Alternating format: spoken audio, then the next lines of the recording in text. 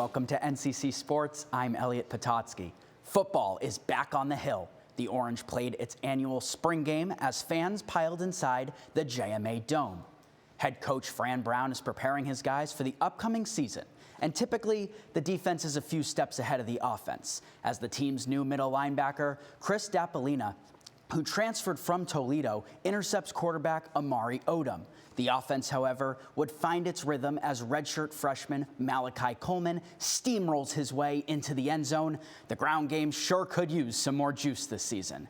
And then the winning play from special teams, a 50-yard boot from Trip Woody, his third made field goal of the game, and the Orange team wins it as time expires. The players weren't the only ones excited, though. Coach Brown also enjoyed seeing his guys compete throughout the game. I think that we're really competitive. I feel like there was no competitive edge at the end of our last year, and I think that completely flipped, right? I think our leaders have stepped up all the way. We have a real competitive team, so we got to continue to match that energy. I think our coaching staff has done a really good job. The Orange have a long offseason ahead, but this is the type of attitude shift fans will want to see come September. Staying inside the Dome, the hottest program in Q's athletics played its most exciting game of the season. The women's lacrosse team has been undefeated for almost 2 months now. The team trying to break that streak, Notre Dame. Gracie Britton did her part early on, her third goal of the season. And then, how about this goal from Emma Muchnick? Finding the twine with this tricky shot, her teammates fired up. Joining the scoring party was the local kid from Baldwinsville, Bree Peters, as well as the Ithaca native, Mackenzie Rich.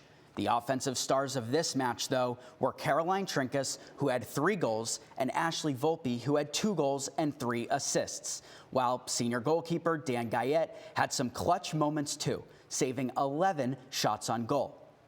Tie game now, time winding down, Syracuse on a power play, and Trinkus calls game. The first 4 overtime match since 2010, when Syracuse beat the Fighting Irish, and this time around, the Orange prevails against Notre Dame again in the longest game in program history.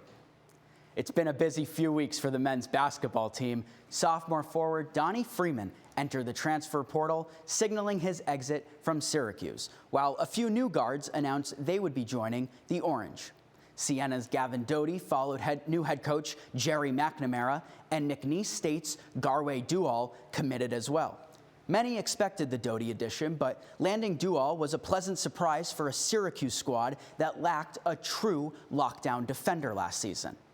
Speaking of lockdown defenders, the women's basketball team lost Sophie Burrows to the transfer portal as the rising senior announced she is leaving to play for UNC.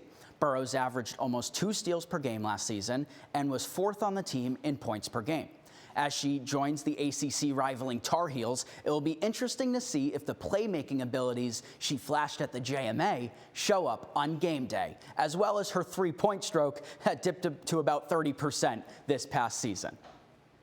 On to the Masters, where it was a fun few days in Augusta, Georgia, headlined by Scottie Scheffler, Justin Rose, and this guy, Rory McIlroy, who is trying to defend his title, but it didn't come easy. Misses the putt.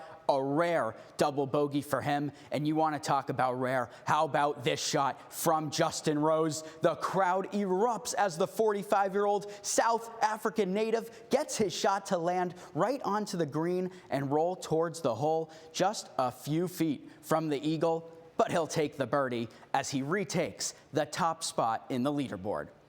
But this wasn't just a 2-horse race. Scheffler made a run too, putting a birdie on hole 16 and finishing the weekend at 11 strokes under par.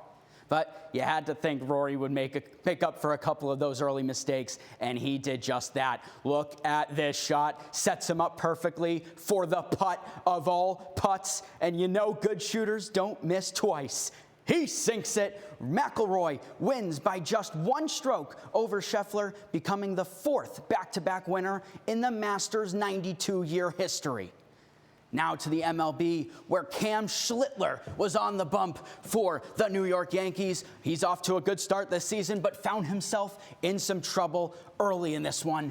Chandler Simpson sends a base hit to left field. Cody Bellinger's throw, a strong one, but not in time. Top of the ninth, Aaron Judge is up, and there will be no play at the plate after this hit. A 2-run shot to Souvenir City, and this is a 1-run ball game.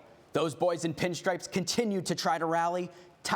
Tying run on second, go-ahead run at first, but Ryan McMahon at the dish rolls over, and this one is over. The Tampa Bay Rays survive at home and sweep the Yankees, who have now lost 5 straight games, Isaiah.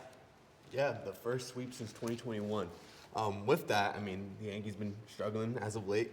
Who do you think's going to end up winning the AL East? Yeah, it's tough to say right now. You just had a Orioles series where they lose three out of 4 games to the Guardians. You have the Red Sox, who just lost to the Tigers. They look terrible. And, the Rays are a small market team, so it's hard to bet on them to come around. But if I had to guess, I would say the Blue Jays will get hot at some point. Vladimir Guerrero Jr. always finds his way when that weather gets warmer. And I would put my money on the Blue Jays right now. Nice. Well, thank you, Elliot.